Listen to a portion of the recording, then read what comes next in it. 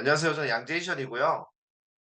오늘은 아파트 초단타 경매투자법 벌써 4부입니다.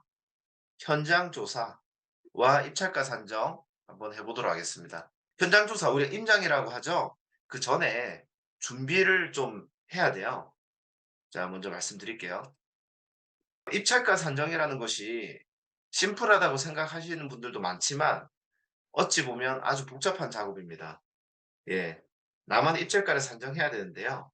입찰가가 왜 이렇게 어렵냐면 생각보다 경매 투자에서는요, 비용들이 많아요. 여러 가지 비용들이 많고 거기에다가 세금도 적용을 해야 되고 더 중요한 거는요. 나만의 목표 수익률을 먼저 정해 놔야 됩니다.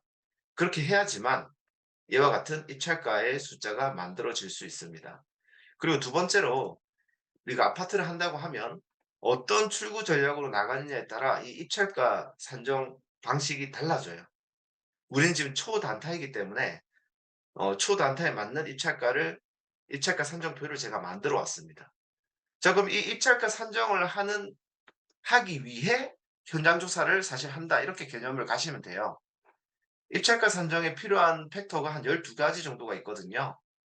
이거를 또 두 가지로 나눠 보면 현장 조사를 가지 않고도 뽑을 수 있는 8 가지 팩터가 있습니다. 뭐 취득세가 있을 것 같고 요것도 우리가 미리 알 수가 있죠. 1.1% 이렇게. 예, 법무 비용도 미리 뽑을 수가 있어요. 대출도 우리가 몇 퍼센트 받을 수 있는지 미리 조사를 할 수가 있고, 대출 이자도 미리 알 수가 있고, 중도 상환 수수료도 미리 알 수가 있고, 중개료도 알 수가 있습니다. 세금도 그렇고요. 근데 여기서 가장 어려운 게 뭘까요? 여러분. 여기서 어떤 걸 뽑기가 가장 어려울까요? 우리가 아파트 투자를 할 때 초보 시절에. 생각보다 요거를 정하기 어렵습니다. 두 분님. 예. 내 목표가 어느 정도인지를 설정하는 게 처음에는 어려워요. 그래서 이걸 설정을 먼저 해 놔야 됩니다. 그래야 입찰가가 나옵니다. 그리고 나머지 4 가지가 바로 현장 조사에서 가지고 와야 되는 데이터입니다. 이 입지 가치와 개별 가치도 현장에서 체크를 해야 되는데요. 이 두 개를 봐야 되는 이유는 어찌 보면 근본적으로 이 물건을 입찰에 들어가냐 마냐에 대한 어떤 판단입니다. 너무 입지가 뒤처지거나 개별 조건이 너무 좋지 않으면 우리가 빠르게 팔기가 힘든 물건일 수도 있어요. 그러면은 임장을 가서 '아 이건 들어가지 말자.' 이렇게 될 수도 있고요. 갔는데 '나름 괜찮아. 충분히 거래가 일어날 것 같아 저렴하면.' 그러면은 인제 통과가 되는 그와 같은 기준이라고 보시면 됩니다. 그리고 금매과 미납관리비, 수리비, 명도비는 우리가 현장에서 초단타 전략 시 꼭 들고 와야 되는 데이터입니다. 일반 매매와 다르게요. 경매는 미납관리비, 그다음에 명도비, 수리비를 우리가 체크를 해 줘야 됩니다. 왜냐하면 일반 매매 같은 경우에는 우리가 내부를 볼 수가 있거든요. 그런데 경매 같은 경우에는 여러분 내부를 잘 볼 수 있을까요? 주택 같은 경우에? 한번 의견 적어 주시겠습니까? 내부를 우리가 잘 볼 수 있을까요? 볼 수도 있고 못 볼 수도 있습니다. 근데 생각보다 쉽진 않다, 이렇게 보시면 되고요.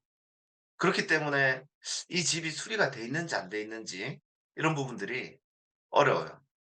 그래서 어떤 방식으로 하든 최대한 조사를 해 보라는 얘기입니다. 자, 그러면 제가 임장을 쉽게 하는 방법 알려드릴게요. 초단타 전략은 이 4 개만 가져오시면 됩니다. 맞죠? 이 4 개만 가져오시면 우리가 입찰가 산정이 가능합니다. 제가 왜 이렇게 정리를 해 드리냐면 아파트 투자를 할 때 수많은 중요한 팩터들이 있다고 여러 사람들이 얘기를 하죠. 재건축 가능성을 봐야 된다. 호재를 봐야 된다. 학군을 봐야 된다. 근데요, 제가 정리해 드리는 거는 출구 전략에 따라서 내가 중요시해야 될 팩터들이 달라진다라는 거예요.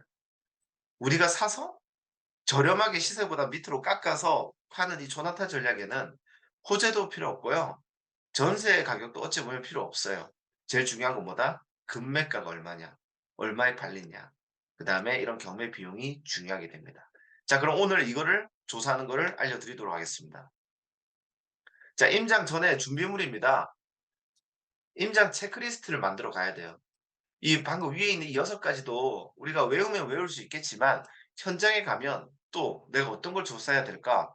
헷갈려요. 그러니까 이 6 가지에 대한 체크리스트를 먼저 종이나 파일에 적어 놓고 다니세요. 이게 아니면 계속 다른 걸 우리가 조사하게 되고 그렇게 중요하지 않은 것들을 계속 듣고 옵니다. 꼭 이 6 가지에 대한 체크리스트를 적어 놓고 현장에서 체크를 하면서 채워 나간다. 이렇게 보시면 되고, 두 번째로 경매 물건을 임장할 때는요. 경매 물건 정보를 한번 이렇게 PPT나 PDF로 정리를 해서 들고 다니는 걸 추천드립니다. 왜냐하면 우리가 인제 미납관리비나 수리비나 명도비를 인제 측정을 해야 되는데 가면 또 헷갈려요. 몇 동 몇 호인지. 그리고 소유자나 임차인 이름도 알아야 되는데 또 헷갈려요. 그리고 감정가도 헷갈리고 최저가도 헷갈립니다. 그렇기 때문에 이런 PDF 파일 같은 거를 핸드폰에 넣어 다니면서 현장에서 확인하면서 이렇게 조사를 하시는 게 효과적입니다. 자, 체크리스트와 경매 관련 사항을 핸드폰에 자료를 넣고 보면서 효과적으로 임장을 해라. 이렇게 말씀드리겠습니다. 자, 저는 이제 초보분들을 위한 자료를 현재 만들고 있고 임장을 처음 가시는 분들도 많다고 생각해요. 그래서 정말 순서별로 제가 아파트 초단타 임장을 어떻게 하는지 디테일하게 한번 넣어 봤어요. 자, 순서대로 가 볼게요. 이렇게 6 가지 동선을 돌면 끝입니다, 여러분. 별로 어렵지 않아요. 여러분들이 잘 헷갈린다 하면 이것만 따라하세요. 이 6개 동선만. 예, 6개 동선만 따라가자. 자, 첫 번째는요. 입지 조건. 뭐냐면 초등학교, 학원과, 그다음에 인프라. 여러분 또 하나 뭐가 있을까요? 제가 안 적은 거. 중요한 입지 조건 4 개. 초등학교, 학원과, 인프라, 교통. 훌륭합니다. 사실요, 여러분 이 4 개만 봐도 돼요. 예, 이 4 개만 좋아도, 이 4 개만 붙어 있어도 대장 아파트입니다. 자, 그다음에 이 입지 조건들을 실제 가서 확인을 해 보고 거기서 대장 아파트는 바로 옆에 있을 거예요. 그래서 대장 아파트로 걸어갑니다. 그다음 우리 경매 물건으로 갑니다. 그다음 우리 경매 물건 호실로 갔다가 관리사무소로 갔다가 부동산을 가서 끝내면 됩니다. 안 어렵죠? 자, 디테일하게 어떤 행동을 해야 되는지 보여 드릴게요. 음 잘 보세요. 제가 아무 생각 없이 보는 게 아니에요. 우리는 지금 이 옆에 있는 현장 주소 Y값, 즉 이 6 개의 데이터만 가져오면 되는 거예요. 맞죠? 이 6 개만 중점적으로 본다라고 생각하세요. 처음에 역과 초등학교와 학원가는 실제로 가서 대장 아파트 우리 물건지까지 우리가 도보로 한번 걸어 보십시오. 예. 도보로 걸어 보시면서 분위기를 느끼세요. 이걸 보는 이유는 바로 5 번째인 입지 가치를 한번 느껴보기 위함입니다. 막상 걸었는데 우리 물건지까지 정말 오래 걸릴 수도 있고 길이 안 좋을 수도 있고 길이 어두울 수도 있죠. 그러면 좀 마이너스가 될 수 있습니다. 그래서 꼭 입지 조건 가서 "대장 아파트, 우리 아파트까지 실제 걸어 보셔라." 이렇게 말씀드리고 싶습니다. 두 번째로는 대장 아파트를 가 보는 겁니다. 여러분 아파트는요. 대장 아파트의 의미가 중요합니다. 왜냐하면 그 동네, 그 구에 대장 아파트는 지표로서 작용을 합니다. 우리가 상승장을 올 때 대장 아파트가 지표로서 사실상 먼저 이렇게 상승을 하게 되거든요. 그래서 대장 아파트가 계속해서 상승하면 아 어 이 2 등 3등 아파트도 아마 올라갈 가능성이 크다 이렇게 우리가 본다는 거예요. 지금 이 경매 물건에서 대장 아파트를 보는 이유는 우리의 물건과 비교를 해서 우리의 물건이 얼마나 대장 아파트에 비해서 좀 처지는지를 보는 게 또 중요한 포인트입니다. 예, 대장 아파트 갔다가 이제 세 번째 우리 경매 물건 아파트로 이동합니다. 이제부터 중요한 포인트가 될 건데요. 사실 어렵게 생각하지 마시고 한번 들어보세요. 저희 경매 물건의 동 건물을 이제 파악을 하는 겁니다. 몇 동 몇 호인지가 알 수 있잖아요. 자, 그러면 우리 동 건물의 단지 내 입지를 먼저 보는 거예요. 무슨 말이죠? 아파트가 이렇게 대단지면 크잖아요. 여기에 초등학교, 학원가가 몰려 있다고 칩시다. 그러면 여기에 빠르게 갈 수 있는 것이 좋은 입지잖아요. 그러면 여러분 여기 있는 동과 여기 있는 동이 가격이 같을까요? 어떨까요? 이게 5분 이상 차이가 난다. 가격이 달라요. 맞죠? 어찌 보면 다른 단지처럼 보이기도 해요. 이게 여러분 제가 봤을 때는 한 5% 까지도 차이가 나요, 가격이. 생각보다 많이 나죠. 네.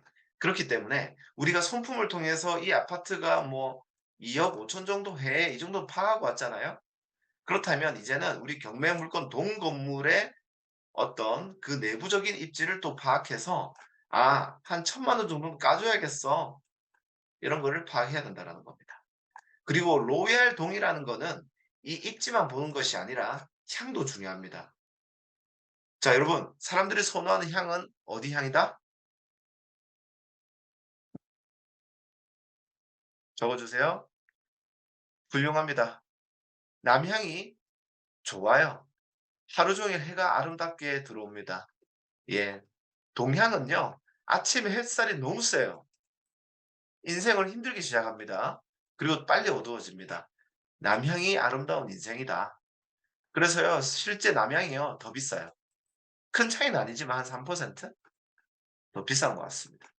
자 그러면 우리 경매 물건 동이 입지가 좋은지 향이 남향인지 체크를 해서 요 평균값보다 좀 올라가는 것인지 내려가는 것인지 한번 느껴보세요. 그다음에 층에 대한 특이사항. 사실 4층 위로는 평균치라고 보시면 돼요. 그런데 인제 1 층, 2층 정도는 쪼끔 애매합니다. 가격으로 봤을 때는 1 층이 한 10%가 기준층보다 낮고요. 2 층이 한 5% 정도가 우리 기준층보다 좀 낮아요. 그만큼 비선호층이라고 볼 수가 있죠. 하지만 그만큼 가격이 싸면 1 층, 2 층도 충분히 가능성이 있습니다. 그리고 복도식인지 계단식인지도 한번 확인을 해 보셔야 돼요. 이거에 따라서도 가격 차이가 납니다. 자 퀴즈 내 볼게요. 여러분 복도식이 왜 사람들이 비선호할까요?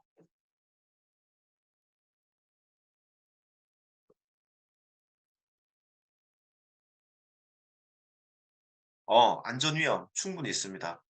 치안 뭐 충분히 연결될 것 같아요. 어 춥습니다. 복도식 매우 춥고요. 특히 복도식 아파트 중에 맨 끝에 있는 호실은 진짜 추워요. 사생활 노출 맞아요. 복도식인데 1 층이나 2 층이잖아요. 문 여는 순간 부산까지 다 볼 수 있습니다. 진짜 잘 보여요 1 층, 2층 같은 경우에는. 좁은 것도 맞아요. 예 전용 면적도 좀 좁게 나옵니다. 그래서 이게 잘 보세요. 같은 아파트 안에서도요. 복도식이냐 계단식이냐 다르게 동들이 설정돼 있을 수가 있어요. 그러면 여기서 또 마이너스를 좀 해 줘야 됩니다. 맞죠? 그리고요 이런 경우도 있어요. 좀 우리가 인제 오래된 아파트를 많이 볼 수 있는데 저렴한 아파트를 찾는다면 지하 주차장을 나중에 만들었을 수가 있습니다. 그런데요. 어떤 단지들은요. 지하 주차장이 연결되는 동이 있고 연결이 되지 않는 동이 있습니다. 맞죠? 우리 남자분들 주차장 연결동이 있냐 아니냐 장난 아니죠. 예 꼭 남자분들이 아니라도 저는요 개인적으로 주차장이 연결돼 있냐 아니냐가 제일 중요해요 저한테는. 예. 그래서 요거도 체크를 해 보셔라. 물론 손품으로도 어느 정도는 알고 있습니다. 하지만 현장에 가서 느끼는 게 제일 정확하겠죠. 자 그다음에는요. 어 경비원 아저씨랑 한번 인터뷰를 해 보세요. 가면 이제 경비소가 있고 안에 심심하게 앉아 계십니다. 자 경비 아저씨한테는 어떤 걸 물어봐야 될까? 저는 이거 바로 물어봅니다. "아저씨 연령대가 어떻게 돼요?" 음. 여러분 초단타 하는 거와 요 주민들의 연령대가 어떤 관계가 있을까요? 여러분들 생각에. 연령대가 초단타가 되는 게 관련이 있나? 음.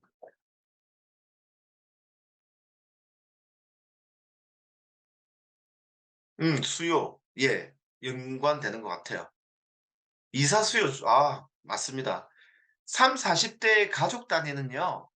이사가 많이 들어오고 생각보다 이사도 많이 나가기도 해요. 근데 중장년층들이 사는 아파트는 어떨까요? 예, 이사가 많이 이루어지지 않습니다. 우리가 초단타 할 거면 중장년층이 많이 사는 곳이 좋을까요? 가족이 사는 곳이 좋을까요? 아무래도 가족이 사는 곳이 잘 팔립니다. 그리고 계속해서 우리는 결혼을 하잖아요. 우리는 예. 사람들은 결혼을 하잖아요. 그렇기 때문에 가족들이 사는 곳이 유입이 많습니다. 그러면 연령대를 체크하고 사장님한테 이사가 많이 들어오는지를 또 물어보면 되겠죠. 이거 다 알고 있거든요. 네. 그다음에 또 제가 중요시 여기는 게 주차 상황에 대해서 경비 아저씨는 매우 잘 알고 있습니다. 예. 우리가 아무래도 쪼끔 지방에 저렴한 걸 많이 할 수가 있는데 주차 상황이 안 좋을 때가 많아요. 정말 해린 곳은요 주차 때문에 이사를 못 들어와요. 예. 그래서 야간에 이중 주차가 어느 정도 되는지 아니면 좀 특이하게요 단지 앞에 공용으로 좀 될 수 있는 곳이 또 있기도 하거든요 지방은. 그런 것들이 있는지 이런 주차의 까다로움에 대해서 질문을 해 보십시오. 그리고 하나 더 물을 수 있다면 아파트 시설에 대한 특이사항도 물론 관리사무소가 잘 알고 있지만 경비 아저씨가 잘 알고 있는 경우도 많습니다. 그래서 뭐 누수가 좀 많은 아파트냐, 어떤 시설에 대한 어떤 컴플레인이 많느냐 이런 것도 질문을 해 보시면 좋습니다. 경비 아저씨가 말을 잘 안 해줄 것 같죠? 정말 잘해 줍니다. 심심하시니까. 그리고요. 또 나오다가 주민 인터뷰를 한번 해 보기도 해요. 이거는 꼭 안 해도 되는데 저는 이런 아줌마를 노립니다. 하늘을 걷는 사모님. 예, 아주머니들을 노리고요. 이 아주머니들은 약간 눈치가 그래요. "말을 걸어 줘라. 나한테 말을 걸어 줘라." 요런 느낌이에요. 그럼 말을 걸어 줍니다. 가서 인제 똑같이 연령대나 이런 아주머니들은 자녀나 이런 또 이렇게 키우거나 애들한테 관심이 많기 때문에 어디 초등학교로 가요, 이 아파트는? 그리고 이것도 중요한 질문일 수 있어요. 이 아파트 사는 애들은 중학교를 어디로 가나요? 어 그리고 학군에 대해서 "여기 학원가 괜찮아요? 아니면 고등학교 때는 이사를 많이 가는 편입니까?" 이런 것들을 한번 인터뷰해 볼 수 있죠. 예, 그다음에 단지 특이사항에 대해서도 우리가 인터뷰를 해볼 수 있고 저 같은 경우에는 옆 단지 경쟁 단지들이랑 비교해서 어떤 차이점이 있는지 어디가 살기 좋은지 이런 것들도 계속해서 질문을 합니다. 여러분 대화 잘 안 해줄 것 같죠? 이분 안 놔줍니다 저. 예. 거의 2 시간까지 대화할 수도 있으니까 중간에 잘 빠져나와야 됩니다. 자, 인제 경매 물건 호실로 왔습니다. 지금은 쪼끔 디테일하게 숫자를 이제 뽑아 봐야 되는 거고요. 경매 비용에 대해서 이제 뽑아 봐야 되는 순간입니다. 자, 먼저 우리 경매 호실 밖에 발코니를 봅니다. 이걸 보는 이유는요. 우리가 내부를 확인할 가능성이 적기 때문에 우리가 짐작을 하는 건데요. 바로 이 발코니 쪽에 샤시를 수리가 되어 있는지 없는지를 체크를 해 보는 겁니다. 만약에 샤시가 수리가 되어 있다면 내부도 같이 수리가 되어 있을 겁니다. 이 샤시가요. 수리비가 거의 700 에서 1,000만 원이 들어가거든요. 그럼 여러분들은 인테리어 하는 김에 같이 할까요? 같이 안 할까요? 같이 하겠죠. 그래서 이렇게 샤시가 수리가 되어 있다면 내부도 거의 90% 수리가 되어 있겠다. 이렇게 판단을 하는 겁니다. 여러분 샤시가 질문해 볼게요. 이렇게 검은색이 새로 수리된 건가요? 하얀색이 수리가 된 건가요? 맞죠? 딱 봐도 흰색이 같아 보이죠? 예. 흰색 샤시가 되어 있다 그러면 '적어도 몇 년 안에는 인테리어가 됐구나. 올 수리가 되어 있구나.' 이제 요렇게 생각을 하면 됩니다. 만약에 샤시가 안 돼 있다. 그러면 복불복이에요. 안에는 수리가 되어 있고 밖에는 안 되는 거일 수도 있잖아요. 요거는 우리가 알기가 힘들죠. 자, 두 번째. 그러면 요 옆에 6 가지 팩터 중에 수리비에 대해서 쪼끔 예측할 수가 있다. 자, 두 번째 우편함을 갑니다. 여러분 어떤 분들은 1층 현관에 문이 안 열려서 어떻게 들어가요? 이렇게 질문하시는데요. 우리는 탐정입니다, 경매를 하게 되면. 어떻게든 들어가시면 되고요. 아니면 "당근 때문에 잠시 왔어요." 이렇게 경비 아저씨한테 호출해서 들어가셔도 되고 아니면 "근처에 애들이 뛰어가고 있다. 애들 보고 좀 눌러 달라." 이렇게 해도 되고요. 어떻게 다 들어가시면 됩니다. 들어가면 우편함이 있죠? 자, 우리가 우편함에서 알 수 있는 정보는 크게 두 개입니다. 첫 번째 미납관리비를 알 수가 있습니다. 관리비를 일부러 미납시키고 있다면 관리사무소에서 발행된 미납관리비 용지가 있을 겁니다. 요거 체크하면 미납관리비 알 수 있고요. 두 번째는 점유자가 살고 있는지 그다음에 누가 살고 있는지가 경매에서는 조금 중요도가 있습니다. 여러분 점유자가 살고 있는지 누구인지가 왜 중요할까요? 한번 예측해 보시겠습니까?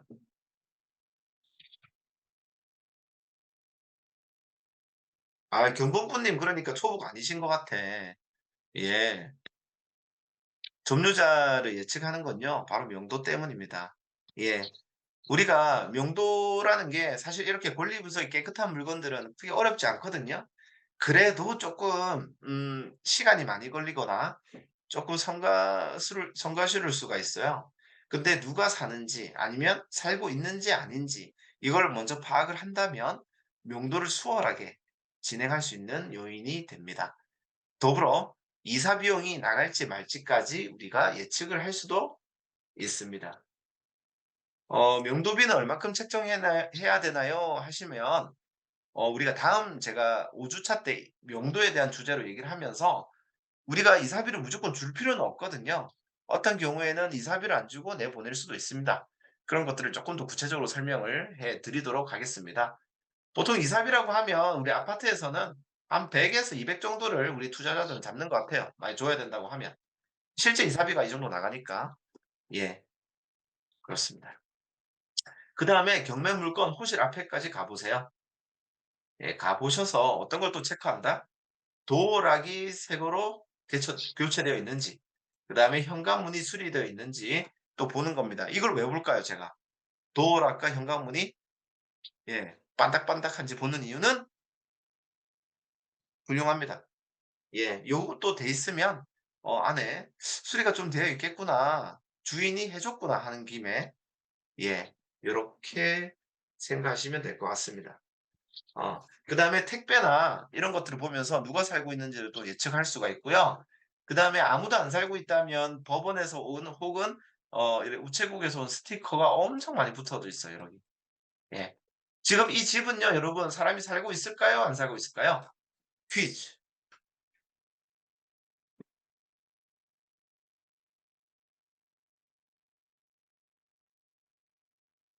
자, 빅스비 님 왜 안 살고 있다고 생각하시는 거죠?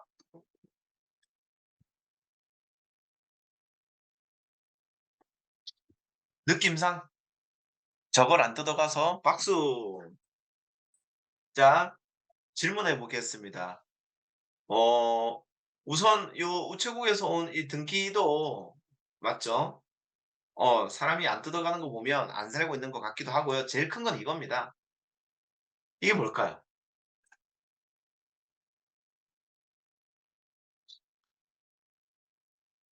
잘 보니까 안내장? 이건 뭐냐면요.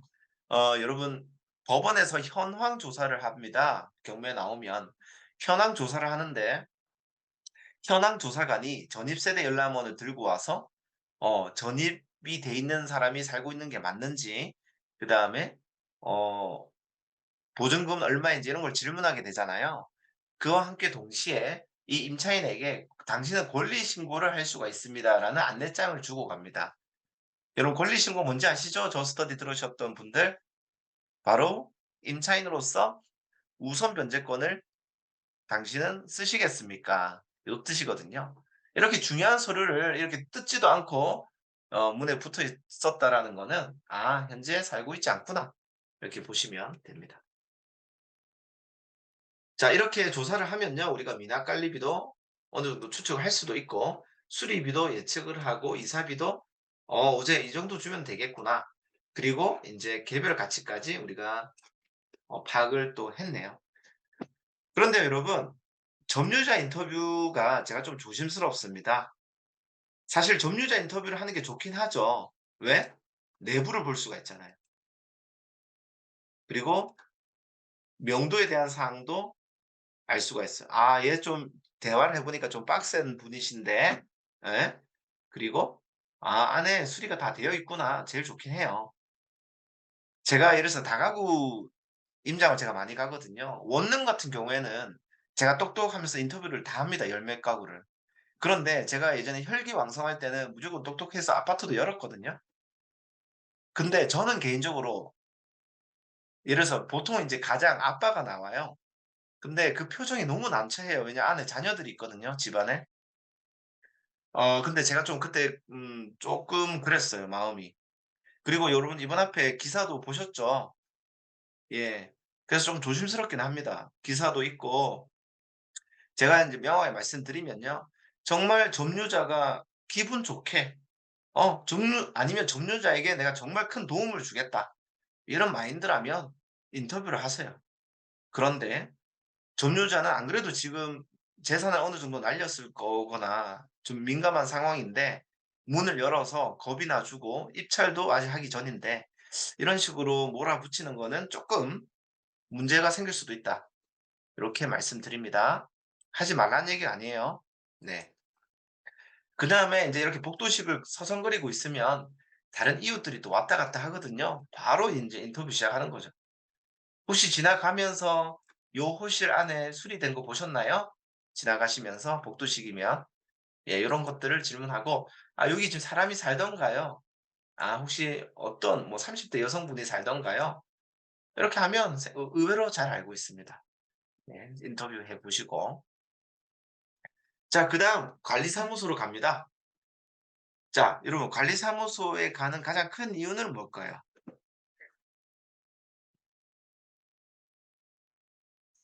가장 큰 이유는 바로 미납 관리비.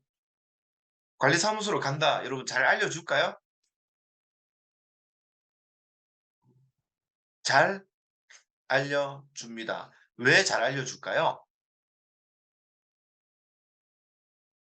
돈 받아야 되니까 관리소장이 돈을 안 받잖아요. 그러면요. 요 동대표들 모임이나 이런 곳에서 혼납니다. "이거 우리 비용이잖아요. 아파트 비용이잖아요. 당신 어떻게든 미납관리비 해결해." 요렇게 나오거든요. 그러면 결국 미납관리비 해결해 준 사람 누구예요? 낙찰자예요. 그래서 여러분들 관리 사무실에 물어볼 때는 당당하게 질문하시면 됩니다. 그래서 제가 이렇게 멘트를 적어 봤어요. 제가 실제 하는 멘트예요. 문을 열고 들어가면요. 소장님이 저 안쪽에 앉아 계시고 우리 문 바로 앞에 여직원이 앉아 있습니다. 이 여직원의 나이는 보통 40 에서 50 대. 이 여직원한테 질문하면 되는데요. "아 저 경매 보러 왔는데." 할 필요 없어. 그냥 바로요. "몇 동 몇 호미나깔리비 좀 알려주세요." 하면 다 압니다. 예. 그러면 인제 여직원이 잘 알려줍니다. 그리고 저 같은 경우에는 멘트 하나 더 넣습니다. "저 같은 사람 많이 왔나요?" 이걸 왜 물어볼까요 제가? "저 같은 사람 많이 왔나요?" 아니 나무님 뭐 엄청 실력이 상상하셨네. 예. 경쟁률이 어느 정도 있었는지 그다음에 "전화도 많이 왔나요?" 물어보는 거예요. 잘 생각해 보세요 여러분. 이 물건에 입찰을 들어온 사람이라면 무조건 관리 사무실에 연락할 거예요 오거나 전화하거나 맞죠? 이게 찐 경쟁률이에요 찐 경쟁률. 네. 그래서 경쟁률 체크하고 "저번 달까지 65만 원이에요." 이러면 인제 그다음 물어보죠. 65만 원이라는 건 한 3-4 개월 이제 약간 밀린 느낌이죠. 자 그러면 "아 사람이 살고 계신가요?" 이렇게 질문하는 거예요.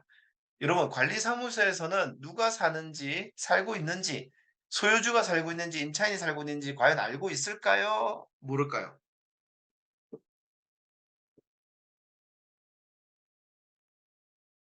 관리사무소는요 다 알아요. 임차인이 살고 있는지 소유주가 살고 있는지 지금 사는지 안 사는지는 명확하게 모를 수도 있어요. 하지만 이사 나가고 이렇게 여기 신고된 이 아파트에 주차 등록된 걸 뺐는지 이런 건 알고 있습니다. 그리고요 이름까지 알고 있어요. 왜? 우리가 주차 등록이나 입주 신고를 해야 되기 때문에 연락처까지 다 알고 있어요. 그래서 나중에 우리가 어떤 쪼끔 권리가 어려운 문제에 대한 명도를 하거나 이렇게 정보를 얻을 때는요. 관리 사무실을 잘 이용해야 돼요. 지금 저희가 인제 초보 투자법으로서 권리가 깨끗한 것만 해서 우리가 관리사무실에서 얻을 데이터는 미나칼리비밖에 없지만 우리가 조금 권리나 명도가 어려울 때는 이 관리사무실을 잘 이용해야 됩니다. 뭐 커피 한 잔 사갈 수도 있고요. 예, 좀 유도 질문해야 될 수도 있어요. 왜냐하면 관리사무실에서는 개인정보 때문에 좀 말을 이렇게 잘 안 하시는 데도 많아요. 그러면 우리가 유도 질문을 통해서 또 알아나갈 수가 있다. 근데 지금 이렇게 권리가 깨끗한 거는 관리사무실에서 알아볼 거는 미나칼리비 정도밖에 없고요. 그다음에 누가 사는지 정도 이렇게 질문하면 알려줍니다. 근데 뭐 이름까지는 안 알려주거든요. 그럼 저는 어떻게 하냐? "아 소유주가 살고 계시는구나. 정모 씨 맞죠?" 이렇게. "정모 씨 맞죠? 고개만 끄덕여 주실래요?" 이러면 고개 끄덕여 주세요. 예. 이런 식으로 유도를 해도 된다. 자, 방금까지 뭐 거창하게 얘기한 것 같은데요. 별거 아니었어요. 여러분 맞죠? 사실 인장을 가서 가장 중요한 거는 부동산 인터뷰입니다.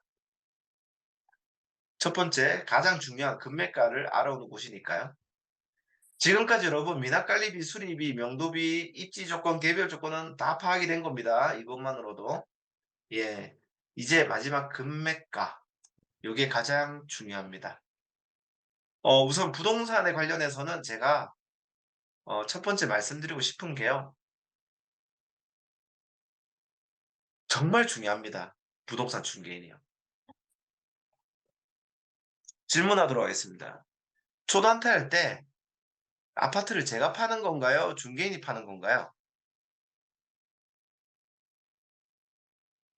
물론 둘 다 맞겠죠. 둘 다예요. 근데요.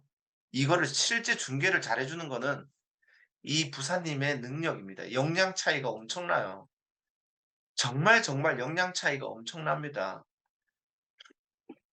그렇기 때문에 여러분은 어찌 보면 정말 일 잘하는 중개사를 만나는 게 정말 큰 운인 겁니다, 그 동네에서요. 자, 그러면 일 잘하는 중개사를 어떻게 만날 수 있을까? 그냥 제일 좋은 거는 그 단지 내 부동산 다 들어가 보는 거예요. 첫 번째, 두 번째, 세 번째, 네 번째 다 들어가 보는 거예요. 근데 쪼끔 힘들 수 있잖아요. 그러면요 제가 하는 방법은 먼저 임장 가기 전에 네이버 부동산 중개사 탭을 이용합니다. 자, 네이버 부동산을 열었어요. 화면 보이죠? 그러면 요 옆에 네이버 부동산 옆에 중개사라고 있습니다. 중개사 탭을 클릭하고 이렇게 확대를 당기면 모든 공인 그 사무실이 다 지도 위에 표시가 됩니다. 그다음 클릭을 합니다. 우리 물건지에 가까운 부동산들을 클릭을 합니다. 그러면 이렇게 나오네요. 자, 이때 봐야 될 거는 내가 보고자 하는 부동산 유형을 많이 거래를 하시는 분인지 봐야겠죠. 즉 부동산의 유형과 매물수를 확인을 해야 될 겁니다. 이렇게 여러 개를 하다 보면 어떤 부동산은 좀 매물을 많이 가지고 있어요. 여러분 이 원리가 어떻게 되냐면 우리가 물건을 올리잖아요. 그러면 부동산마다 매물 개수가 달라요. 그 부동산의 매물이. 맞죠? 그런데 내 매물 말고 다른 부동산의 매물을 또 연계시켜 줄 수가 있습니다. 만약에 이 아줌마가 이 부동산 사장이 가지고 있는 매물로 팔린다 이러면 이 사장님은 양쪽으로 먹는 거예요, 매수자, 매도자. 그런데 이 아줌마가 다른 사장님의 매물을 연결시켜 주면 이 사장님은 한쪽만 먹는 거예요.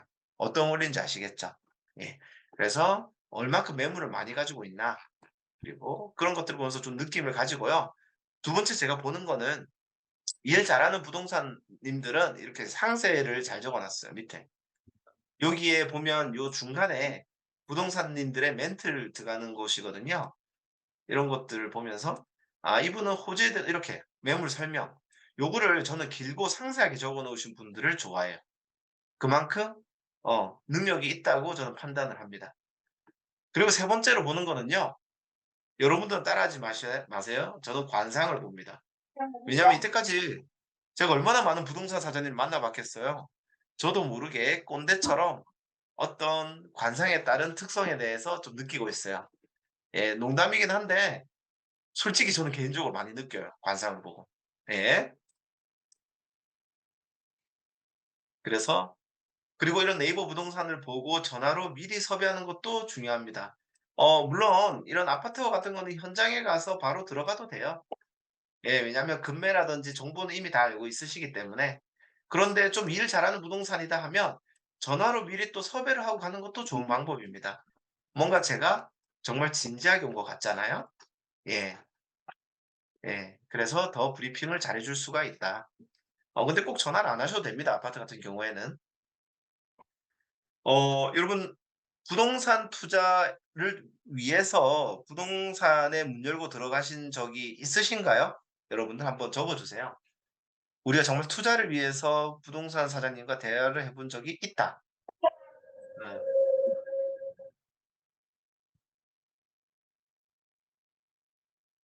음.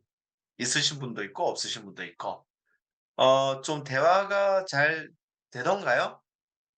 여러분 경험들이 좀 궁금하네요. 뭔가 잘 대화가 되고 내가 얻고 싶은 것들을 잘 얻을 수 있었나요?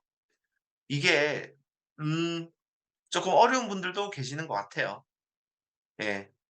좀 어려운 분도 나무님은 또 저랑 스터디를 했기 때문에 또 처음에 쉽지 않죠. 제가 부동산 사장님이 여러분들한테 잘해 드릴 수 있게 마법의 마인드를 알려 드리겠습니다. 단타쟁이님 훌륭합니다. 컨셉을 잡고 들어가라. 매우 중요한 포인트입니다. 자, 컨셉을 잡아라는 자체가 이 첫 번째 문장과 연결되는 겁니다. 바로요. 부동산은 어떤 사람을 제일 좋아한다? 실제 거래할 사람을 제일 좋아합니다. 왜 그럴까요? 돈 주는 사람이니깐 그래요. 돈 주는 사람이니까. 예. 잘 보세요. 아파트 하나만 있어서 10억 짜리예요. 예. 이거 매수하잖아요. 한쪽에 900 먹고 한쪽에 900 먹어요. 인생 가능성 1,800 이에요, 여러분. 700억 1,800. 수령입니다. 예. 1,800 이에요, 여러분. 제가 정말 살 것 같이 들어가잖아요. 그러면 제 얼굴에 1,800 이라고 적혀 있는 거예요, 부동산의 눈에는. 여러분 1,800만 원 안 잘해 주시겠습니까? 잘해 주시겠죠? 예. 그런데 생각보다 많은 분들이요. 떠보려고 오는 사람 많고요. 데이터를 얻어가려는 사람이 수두룩합니다, 부동산 사장님 입장에서는. 그래서 부동산 사장님은 너무 힘들잖아요. 한 명 한 명 다 진지하게 브리핑하기가. 그래서 처음에 약간 흘겨 보기도 해요. 약간 그리고 이때까지 20-30 년의 관록으로 제가 살 놈인가 안 살 놈인가 약간 10초 정도 테스트를 합니다. 약간 못 느꼈어요? 가 봤을 때? 그러면요. 당당하게 실제 살 사람인 척하고 들어가는 거예요. 이게 바로 컨셉을 정하라는 뜻입니다. 전세든 매매든 "나 실제 당신이랑 매매할 사람이요." 하고 들어가는 거예요. 자, 그러면 문 열고 들어갈 때 여러분 이렇게 죄송한 척하면서 들어가야 돼요. 당당하게 들어가서 자리에 앉아야겠어요. 어떻게 해야 될까? 당당하게 자리에 앉으세요. 예, 왜? 내가 돈 줄 사람인데. 돈 줄 사람인데 앉아서 커피 한 잔 타시라니까요. 예. 그리고 당당하게 말하십시오. "아메리카노는 없나요?" 예. 농담이고요. 그래서 당당하게 들어가라. 중요합니다. 정말 중요합니다. 어디서 보면 "돈이 많은 척해라." 그러는데요. 아니요. 제일 중요한 거는 실제 당신이랑 거래할 사람인 척하는 것 중요합니다. 두 번째는요. 여러분들이 이 질문을 많이 해요. 경매 물건 보러 왔다고 해도 될까요?" 자, 제가 한마디 하겠습니다. 여러분들이 초보예요? 여러분들이 컨셉을 막 잡고 들어가요. 사장님이 눈치챌까요? 안 챌까요? 물건지 바로 앞에 있는 부동산이라면. 눈치채요, 진짜. 눈치를 채는데 끝까지 모른 척하고 상담해 줄 뿐이에요. 아니면 정말 완벽하게 하셔야 돼요. 약간 투자를 경험이 좀 많다면. 제일 좋은 건요, 여러분. 경매에 물건 보러 왔다고 당당하게 얘기하는 거예요. 자, 그런데요. 경매 물건을 보러 왔다고 말하면 열의 9 명은 혹은 열의 10 명은 거래할 사람인가요? 아닌가요?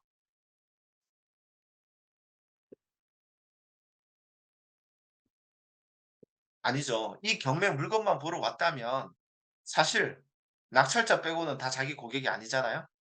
예. 그래서 사실 그렇게 좋아하진 않을 수 있죠. 왜 안 좋아한다고요? 이 사람들의 대부분은 나랑 거래할 사람이 아니니까. 근데 양지희 씨는 왜 이렇게 얘기하라 할까? 이 두 가지를 합치면 됩니다. 경매 물건을 보러 왔는데 난 거래할 사람이다 너랑. 이 두 가지를 합하면 게임 끝입니다. 그렇지 않을까요? 나는 경매 보러 왔는데 너랑 거래할 거야. 이걸 강하게 뉘앙스를 주는 겁니다. 그럼 끝이에요. 자, 그럼 두 번째 질문. 왜 경매 물건을 보러 왔다고 양지희 씨는 얘기해야 할까? 왜 경매 물건을 보러 왔다고 얘기를 할까?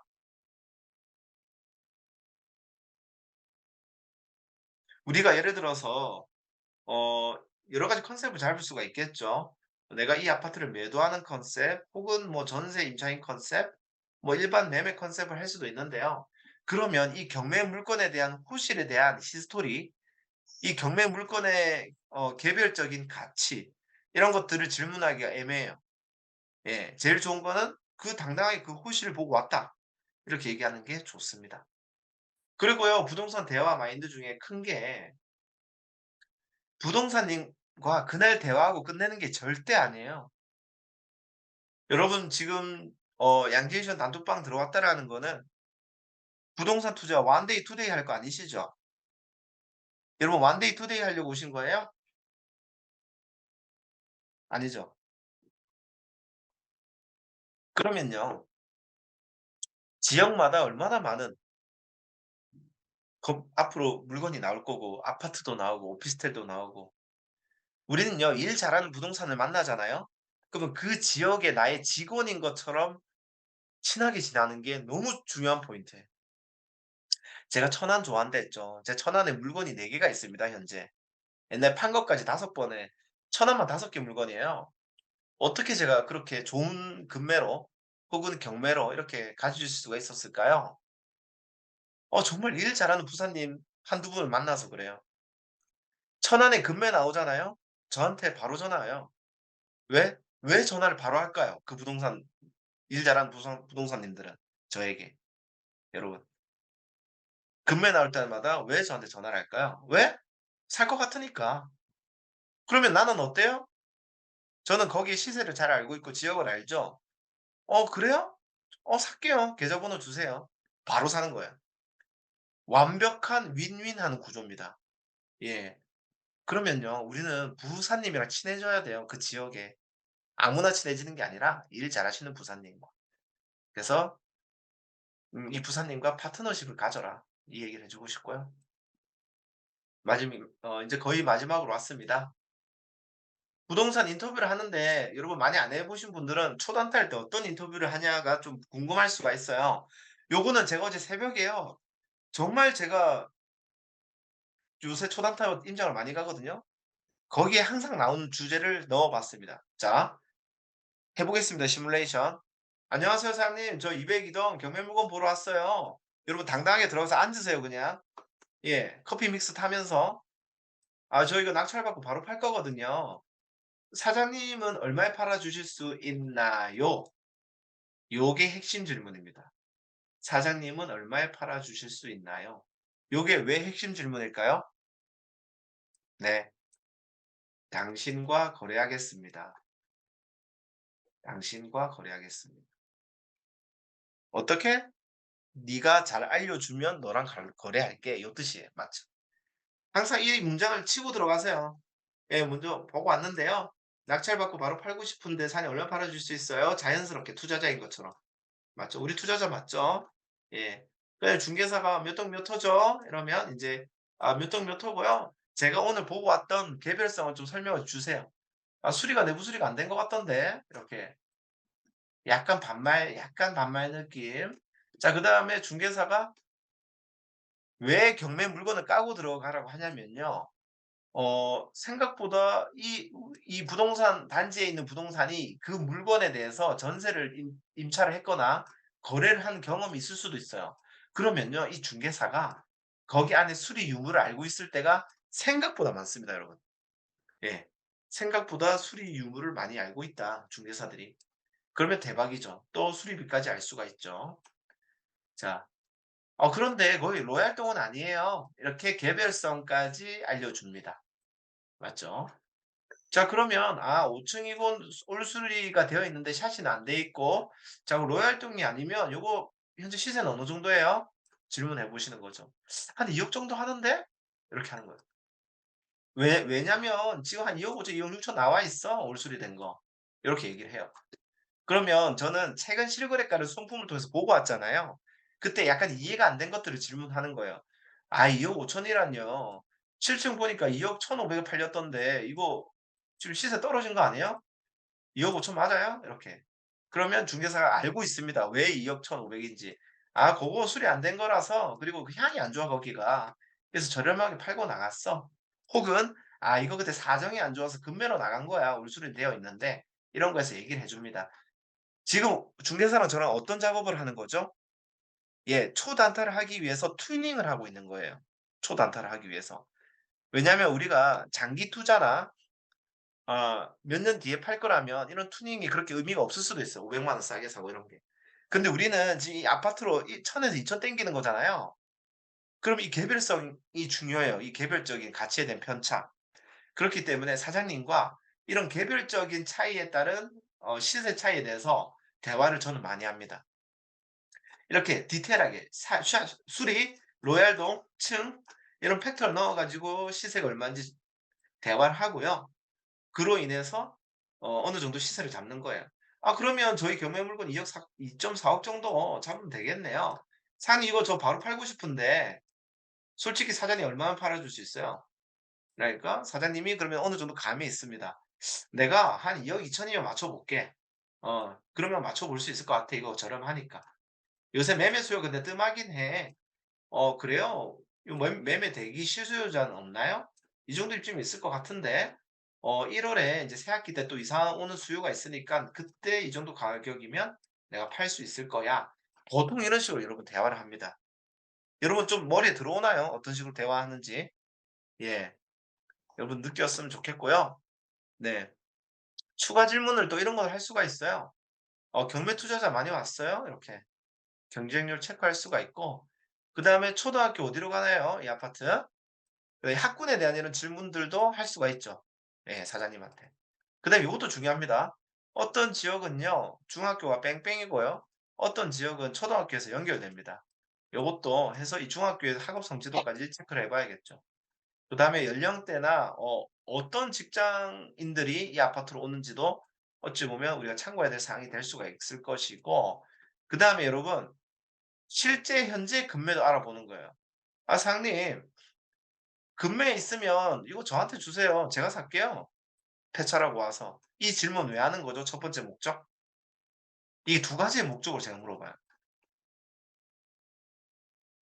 두 가지 목적. 왜냐면요 여러분 돈 버는 게 중요하죠. 꼭 경매로 살 필요 없잖아요. 한 번씩 가잖아요. 거의 경매보다 낮은 급금매가 나올 때도 있어요. 정말입니다. 우리가 이걸 못 만나 봐서 그렇지 임장을 정말 많이 다니잖아요. 급금매가 나와요 한 번씩. 제가 그렇게 한 몇 건을 잡았어요. 그런 것들은요 급금매로 사서 매매 사업자로 팔아도 돼요 진짜. 그렇기 때문에 우리가 경매 물건만 보는 게 아니라 금매도 같이 받아오는 겁니다 여러분. 음. 그리고 또 두 번째 목적은 뭔지 아세요? 금매가 떠 있잖아요. 그러면 얘가 안 팔린다면 사실 나는 얘 가격보다 더 낮춰야 된다는 걸 뜻하는 거예요. 이해하셨죠? 예. 2억 2천에 금매가 떠 있어. 근데 이거 안 나가고 있어. 그러면 '요것도 안 팔리는데 내 건 좀 더 시간이 걸리겠구나.' 이런 식으로 생각할 수도 있는 것이고요. 이 부동산사장님과 파트너십을 체결해야 되기 때문에 명함을 주면서 파트너십을 체결하셔라. 입찰가 산정 이제 5 분만 하고 끝내도록 하겠습니다. 자 이렇게 현장 조사를 우리가 했다면 우리의 메모지에는 이렇게 메모가 돼 있을 겁니다. 우리는 이 6 개만 갖고 오면 되는 겁니다. 자 질문하겠습니다. 제가 이 6 개를 갖고 와야 되는 이유가 뭐라고요?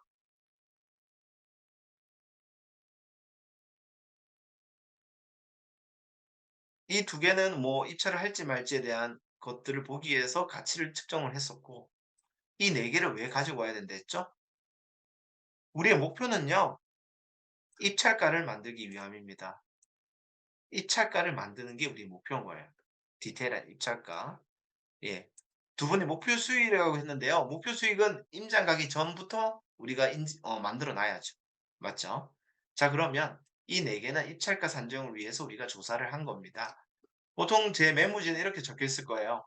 개별 조건에 따라서 기본형이면 얼마더라, 수리하면 얼마더라, 샤시까지 넣으면 얼마더라, 그리고 좀 로얄동은 여기서 1,000이 더 붙더라, 저층은 여기서 1,000이 더 빠지더라. 이런 디테일한 어떤 것들이 적혀 있을 것이고, 미납관리비는 명확하게 적혀 있겠죠. 음. 물론 명도까지는 한두 달을 더 플러스 시켜야 될 겁니다.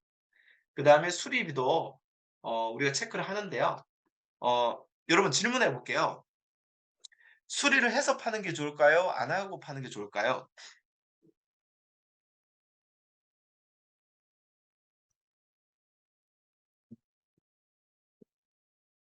제가 수많은 아파트 임장을 통해서 얻은 결론은 쪼끔 달랐습니다. 쪼금 달랐고요. 우리가 여러분들은 이 경매 물건을 투자자가 사갈 거라고 생각하세요? 실수요자가 사갈 거라 생각하세요? 지금 시기는요? 지금은요, 여러분 실수요자가 많이 사가요. 예. 지금은 실제 요 들어오시려고 하는 분들이 싸게 내놓으면 자기가 '아싸 내 이익 보면서 들어왔다.' 이렇게 파는 게 지금 초단타 전략인 거예요, 이 사람들한테. 그래서 왜 일 잘하는 부동산이 왜 중요하냐면요. 이런 매매 대기 실수요자가 있다면 부동산이 이미 연락처를 가지고 있어요, 그분들을. 그분들을 우리랑 연결시켜 주는 거예요, 여러분. 예, 그렇기 때문에 자, 그럼 질문해 볼게요. 여러분들이 실수요자예요.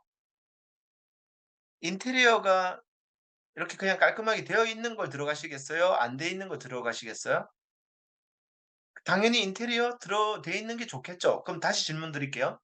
인테리어가 되어 있는데 2-3천 비싼 걸 들어가시겠어요? 인테리어 안 돼 있는데 2-3천 싼 걸 들어가시겠어요? 내가 인테리어를 할 수 있어요. 그러면 인테리어 되어 있는 것보다 싸요. 이때는 정답은 없어요. 근데 제 경험상 안 돼 있는 걸 찾는 사람도 많았어요, 실수요자 중에. 그럼 어떻게 하면 하냐면 부동산 사장님한테 질문하면 돼요. 부동산 사장님은 이 수요자들의 니즈를 알고 있잖아요. 그래서 어떤 지역은요, 그래도 수리해 놓고 팔아야 팔려요. 이런 곳이 있고요. 두 번째는요, 수리 안 한 거 싸게 파는 게 더 좋아. 왜? 자기들이 인테리어 하고 들어온 거 좋아하거든, 이 지역은. 이럴 수도 있습니다. 그러면요, 수리를 해서 파는 게 나아 하면 수리를 해서 팔면 되고요, 비싸게. 맞죠? 가격 올려서 팔면 되잖아요. 근데 이 지역은 수리를 안 한 것도 찾는 사람이 많아 하면 어떻게 하면 돼요? 처음에 수리를 안 한 채로 내놓고 사장님한테 얘기를 해 놓는 거예요. "사장님, 수리 안 한 채로 팔면 얼마고요. 수리를 한 채로 팔면 얼마니까 사장님이 입맛에 맞게 브리핑해 주세요." 고객들이 오면 요렇게 하는 거예요. 그렇게 하면 되겠죠, 여러분. 예. 그렇다면 우리는 수리했을 때 얼마, 안 했을 때 얼마를 파악하고 있어야 된다. 예. 그다음에 명도비를 측정하는 건 다음 주에 알려 드리겠지만은 명도비도 알고 있어야 되고요. 그다음에 이 동네의 가치가 너무 안 좋고 개별 가치도 안 좋으면 입찰을 하지 마시라. 안 팔린다. 그런데 괜찮다. 이 동네 입지도 좋고 이 아파트 개별 가치도 좋네 하면 저 같은 경우에는 끝에 입찰가를 쪼끔 더 올리기도 한다. 예. 그리고 여러분 입지 가치랑 개별 가치가 좋아야 잘 팔립니다. 무슨 말인지 아시겠어요? 당연한 거 아니에요? 금매가 2 개가 나왔는데 로얄동이랑 아닌 게 나왔어요. 로얄동이 500만 원 더 비싸대. 그래도 얘가 먼저 나갈 가능성이 커요, 로얄동이 나면. 그렇기 때문에 우리가 이걸 계속 확인하고 있는 거예요. 아시겠죠? 자, 마지막으로 입찰가 산정 들어가 보겠습니다. 자, 다시 한번 말씀드립니다. 입찰가 산정이란 건 아파트 출구 전략에 따라 다르게 우리가 만들어야 됩니다. 지금 우리는 뭘 하고 있다? 초단타를 하고 있습니다. 초단타를 할 때는 입찰가 산정이 좀 달라져야 될 것입니다. 여러분 초단타 할 때 전세 가격에 대해서 정말 중점적으로 알아야 될까요? 물론 우리가 물렸을 때까지 생각한다면 그럴 수도 있겠죠. 하지만은 우선순위가 아닙니다. 자, 그러면 초단타를 할 때 입찰가 산정은요. 요 옆에 보이는 이렇게 12 가지의 팩터를 우리가 알아야 됩니다. 12 가지를 알아야 우리가 입찰가 산정을 할 수가 있습니다. 취득세 여러분 할 줄 아시죠? 1 주차 들었으니까. 법무 비용은요 여러분 한 100만 원 정도 잡으시면 돼요 대략. 세죠? 일반 매매는 20만 원 정도인데 경매 법무 비용은 좀 비쌉니다. 그다음에 대출금도 여러분 미리 알 수가 있잖아요. 그다음에 대출 이자도 미리 알 수 있죠. 중도상환 수수료도 미리 알 수 있을 겁니다. 그다음에 중개비도 미리 알 수 있고 양도세도 미리 알 수 있습니다. 근데 미리 알기가 어려운 거는 바로 나의 목표 수익입니다. 이게 어렵습니다. 이거를 여러분들이 설정을 해 놔야지만 입찰가가 나오는 겁니다. 여러분한테 질문할게요. 여러분은요 초단타를 한다고 쳤을 때 나의 순투자금 대비 몇 퍼센트를 먹으면 만족하십니까? 여러분 다들 한번 적어 주시겠습니까?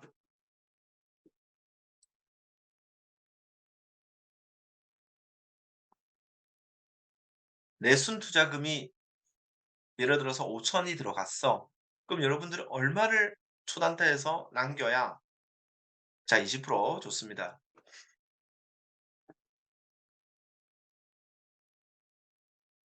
10% 좋습니다. 정답 없습니다. 음. 10% 좋습니다. 예. 10%도 좋죠. 예를 들어서 5천만 원 넣어서 예. 5천만 원 넣어서 팔아서 바로 500만 원 남기는 거 나쁘지 않죠. 한 달 월급이죠. 지금 못 적으시는 분들도 많아요. 생각을 안 해 보셨다는 얘기예요. 생각을 해 보셔야 됩니다. 아니면 수익률로 접근하는 방법도 있겠지만은 그런 방법도 있을 거예요. '아 내가 이 정도 아파트 사면 1,000은 남겨야 돼.' 뭐 이런 기준이 또 있을 수도 있습니다. 중요한 거는 자신만의 기준을 먼저 정해 놔야 된다라는 겁니다. 이게 있어야 입찰가가 만들어집니다. 자, 제가 이 입찰가 산정 엑셀인데 요거 보내 드릴게요, 여러분들한테. 자, 미리 이 엑셀에요. 이 기존 설정 팩터는 미리 넣어 놓을 수가 있어요, 우리가 함수를 통해서. 진짜 신기한 게 뭔지 아세요? 이 입찰가 산정표에요. 이 4 개의 팩터만 넣으면 입찰가가 나와요. 이 4 개의 팩터는 요 옆에 이렇게 들어 넣으시면 됩니다. 요 4 개를 딱 넣고요. 그다음에 이 입찰가를 바꿔 가면서 어디에 맞춘다? 내 목표 수익률이 나올 때까지 입찰가를 조절하면서 입찰가를 맞추는 과정인 겁니다. 그렇게 하면 내 목표 수익률에 들어오면 이 금액이 바로 우리의 숫자가 되는 겁니다. 한번 연습해 볼까요? 저희 한번 연습해 볼게요.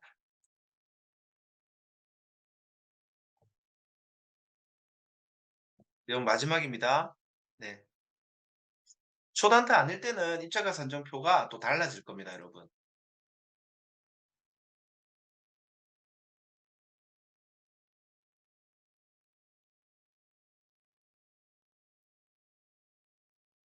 자, 이거 어제 제가 만들었어요. 예.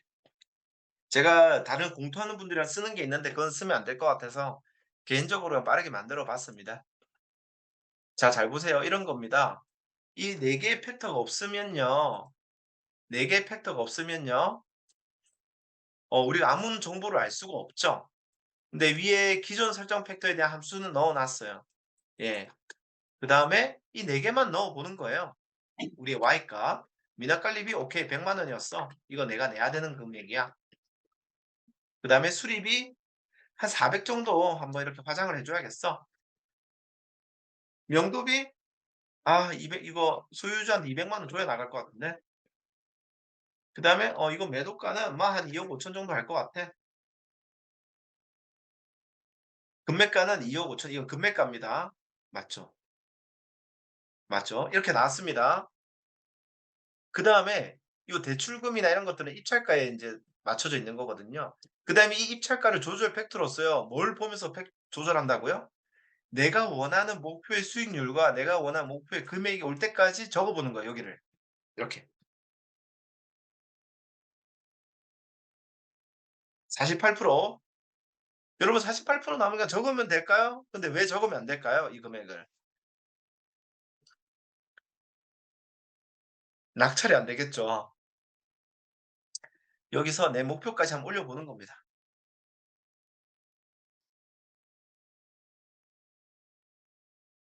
근접했는데요? 조금 더 내려도 되겠어요?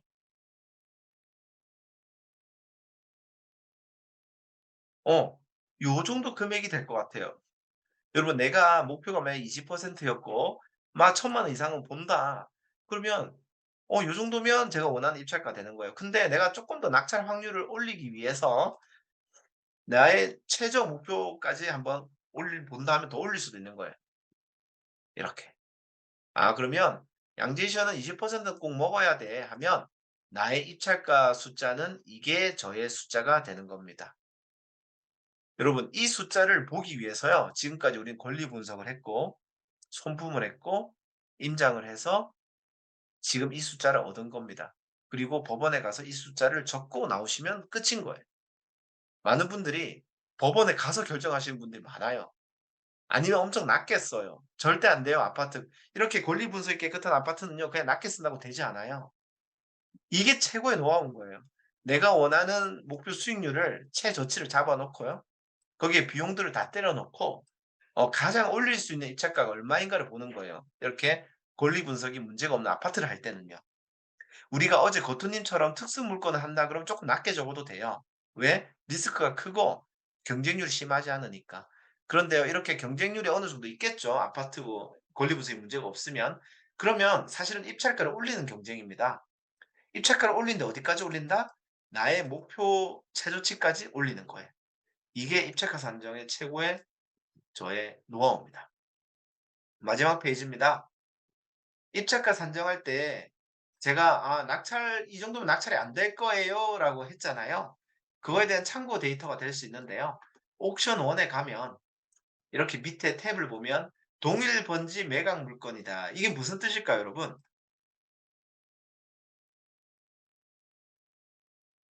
동일 번지 매각 물건? 이거는요. 이 경매 물건의 아파트 단지 내에 경매 히스토리가 나와 있습니다. 경매 낙찰된 사례가 나오는 겁니다. 네. 그러면 옆에 뭘 할 수 있나요? 가장 최근에 낙찰가율을 알 수가 있고 두 번째 내랑 같은 정도의 평형이라면 '아 이 정도의 낙찰이 됐구나.' 만약에 다른 평형이다 이러면 쪼끔 환산해서 봐도 되겠죠. 예. 근데 만약에 우리 동일 번지 매각 물건이 없거나 너무 오래됐어 그러면 인근 매각 물건 버튼을 눌러 보는 겁니다. 그러면 또 최근에 옆 아파트의 낙찰가율이 나오겠죠. 예. 그다음에 이 가격도 알 수가 있습니다. 이를 통해서 우리가 어느 정도 낙찰이 될 것 같은 범위는 알게 된 거잖아요. 그럼 그 범위는 지키면서 낙찰은 받아야 되니까 나의 목표 수익률은 또 가져가면서 그렇게 중간에 딱 나오는 이 숫자 이게 바로 우리의 입찰가입니다. 자 오늘 여기까지 제가 준비를 했고요. 마지막 여러분들한테 드리고 싶은 말은 우리가 처음부터 출구 전략을 하고 권리 분석하고 손분 조사 임장을 했던 거는요. 나만의 입찰가를 만드는 과정인 것 같다라고 저는 생각을 합니다. 이 입찰가라는 걸 함부로 쓰지 말라는 얘기예요. 우리는 이걸 하기 위해서 지금 이 행동들을 해 왔던 겁니다. 그리고요 여러분 폐찰도 많이 하실 거예요. 당연히 이런 경쟁이 있는 물건들을 할 때는 폐찰이 당연히 하실 건데 실패가 아니고요. 우리가 첫사랑한테 차인 것도 아니고요. 거절당한 것도 아닙니다. 나의 물건이 아니었던 겁니다. 여러분도 인제 어느 정도 보이실 거예요, 저랑 계속 하셨던 분들은. 이거는 개인의 싸움인 거예요. 남들과 싸움이 아니에요.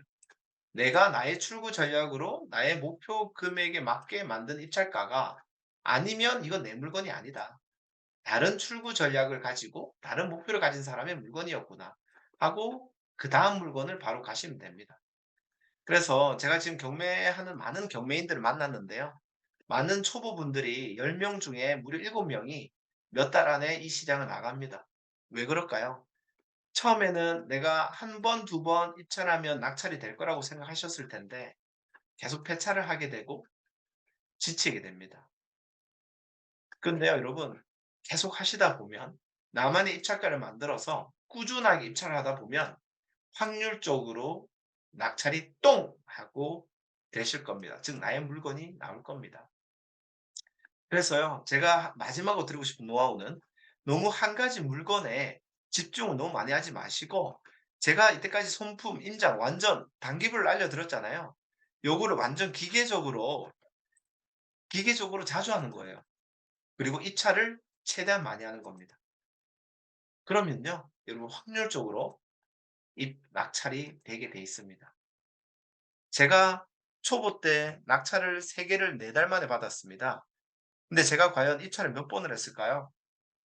30번 정도 했습니다. 정말 입 깨물고 계속했거든요. 그러니까 낙찰이 되더라고요. 왜냐면 실수요자가 들어오면 좀 높게 적잖아요. 근데 안 들어오는 사건이 있다니까요, 하다 보면. 그럼 낙찰되는 거예요. 그러면 우리가 한 가지 물건과 사랑에 빠지는 게 아니라 초단타를 할 때는 기계적으로 많은 물건들을 계속 도전하는 거예요. 우리가 토요일 날 임장을 간다? 하루에 하나를 보는 게 아니라 3 개, 4 개를 보고 오는 거예요. 아 이걸 어떻게 보고 와요 여러분? 여러분 초단타는요. 옆에 있는 이것만 보면 되잖아요. 이 4 가지 팩터만 보면 됩니다. 사실 입지 가치와 개별 가치는 지도 보면 답 나오잖아요. 그러면 이 4 개만 딱 보고 부동산 들어가서 금매가 알고 또 옆에 경매 물건 가서 이 4 개만 파악하고 부동산 얘기하고 나오고 이렇게 하면 그 지역의 경매 물건 하루 만에 다 볼 수 있습니다. 그다음에 대리차를 이용해서 입차를 최대한 많이 넣으세요. 그러다 보면 낙찰이 됩니다. 오늘 너무 오랜 시간 제가 했습니다. 왜냐하면 정말 제가 임장한다 생각하고 여러분들이 정말 낙찰 받았으면 좋겠다는 생각으로 제가 했거든요. 예 그래서 시간이 좀 오래 걸렸고요. 이제 끝내도록 하겠습니다. 여러분 오늘 잘 들으셨다면 다른 분들도 이게 인제 다음에 또 들으러 오실 수 있게 느낀 점 한 줄씩 카톡에 적어 주세요. 그러면 너무 감사하겠습니다.